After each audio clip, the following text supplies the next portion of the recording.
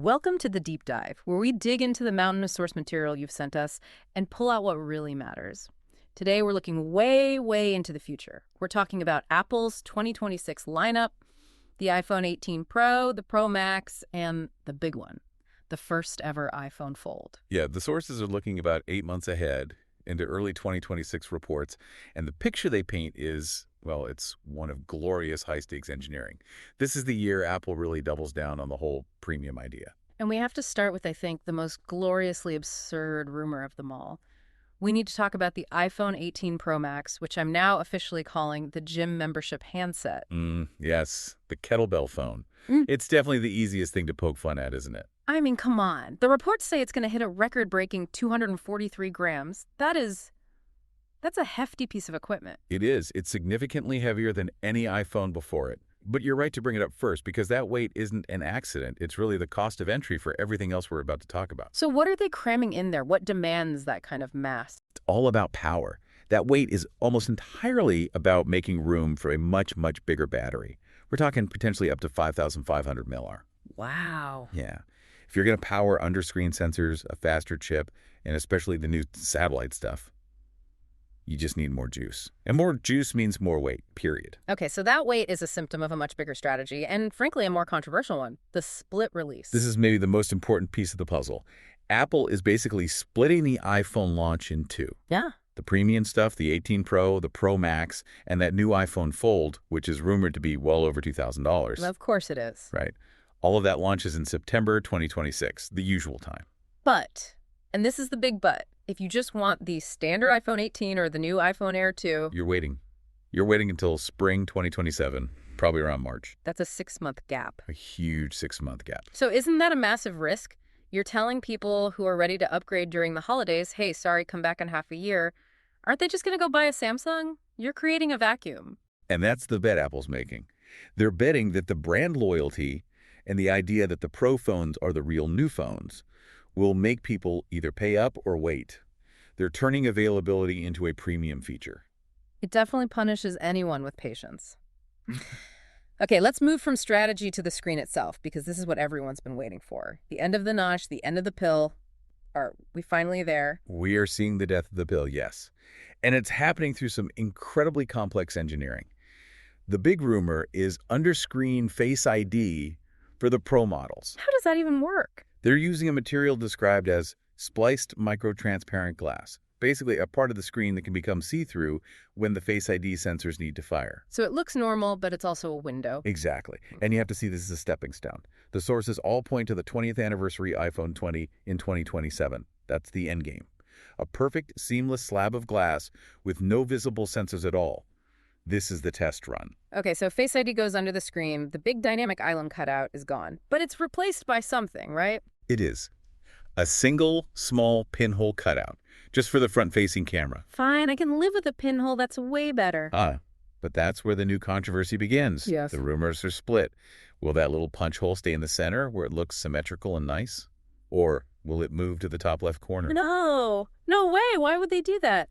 Apple is obsessed with symmetry. Moving it to the corner would look wrong. And that's the point. It's visual segmentation. It's a design choice so polarizing that the moment you see it, you know it's the new model. Yeah. It's leveraging our dislike of asymmetry to make the phone stand out. That is just devious. I kind of love it.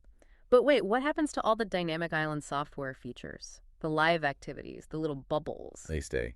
And this part is actually genius. The dynamic island becomes a purely virtual interface. It'll just expand out from that little pinhole when it's active, for music or a timer, and then it'll completely disappear when you're watching a video or playing a game. Oh, that solves the single biggest annoyance. The permanent black bar is gone. Okay, I'm sold on that. Let's move from what we can see to what we can connect to, because this is arguably the biggest technical leap, the end of the no-signal zone. This is the revolutionary part. We're talking about full 5G satellite internet for the Pro models. And I need to be really clear. This is not the emergency SOS texting feature they have now. So what's the difference? What does full mean? It means everything. Full web browsing, high-res maps, sending photos, data, everything you do on a normal 5G network, but via satellite. It means true global connectivity. So I could be, like, hiking in the middle of nowhere and still checking my email. You could be in the Himalayas checking baseball scores, yeah. It's simultaneously the most impressive and, for the average person, most ridiculously overkill feature. Wait, it gets better, though. The sources hint at what Apple could do with this. This isn't just about signal. No. This is the Trojan horse. If Apple controls the pipe to the satellite, why do they need to rely on AT&T or Verizon anymore? The implication is that Apple could launch its own cellular service subscription. Apple as a carrier, bundled into your Apple One subscription. Exactly. It would be the biggest disruption to the mobile industry since the original iPhone itself. The rumors even mention a potential partnership with someone like SpaceX and Starlink to build out that network. Of course they did. And this all ties back to their in-house chips. They need their own modem to pull this off. And the sources say the C2 modem is finally ready. The one that's meant to replace Qualcomm. That's the one. It will finally support the super-fast mmWave 5G in the US, but more importantly, it's built for power efficiency. You need incredible efficiency to make satellite connections work without killing the battery in 5 minutes. Better connectivity, getting rid of suppliers. Okay, that brings us to the brains of the operation, the silicon. Right, the A20 Pro chip. This is what will be in the 18 Pro and the iPhone Fold. It's being built on TSMC's next-gen 2-nanometer process. Which, in plain English, means it's a big jump. A huge jump, up to 15% faster speeds, but more importantly, up to 30% better power efficiency than the A19 before it. But there's a geekier detail in there, right? Something about how it's all packaged together. Yes, this is the really cool part. It's a technique called wafer-level multi-chip module, or WMCM. Okay, break that down for me. WMCM, what is that? Think of it like this. Instead of putting the RAM chips next to the processor on the motherboard, they are baking 12 gigabytes of RAM directly onto the processor wafer itself. They're essentially fusing them into one superchip. And why do that? That sounds incredibly complicated. It's all about latency. The time it takes for data to travel between the processor and the memory drops to almost zero. And that provides a massive performance boost for one thing in particular, Apple Intelligence. Ah, for the AI tasks. Exactly. For on-device AI, you need that instant communication between memory and processing. This is Apple building a chip specifically to dominate on-device AI. So it all connects.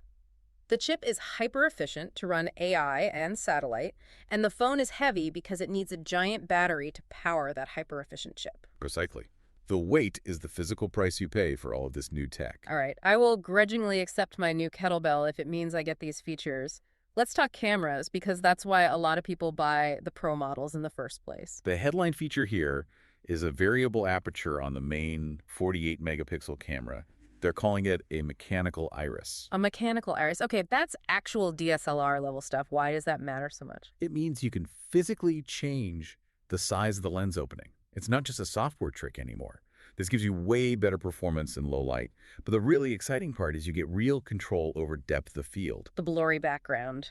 The bokeh. That beautiful, natural-looking background blur that you can only get with a real camera lens. You get artistic control that's just not possible with software alone. That's a huge deal. But there's other stuff happening too, right?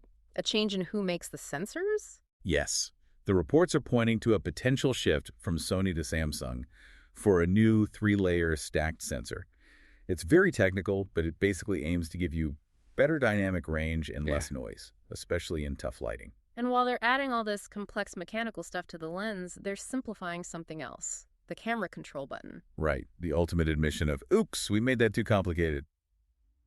They're apparently getting rid of the expensive, touch-sensitive gestures on that button and just sticking to simple, durable, pressure-sensing inputs. So they hit the repair cost spreadsheet and said, nope, make it simpler. It seems so.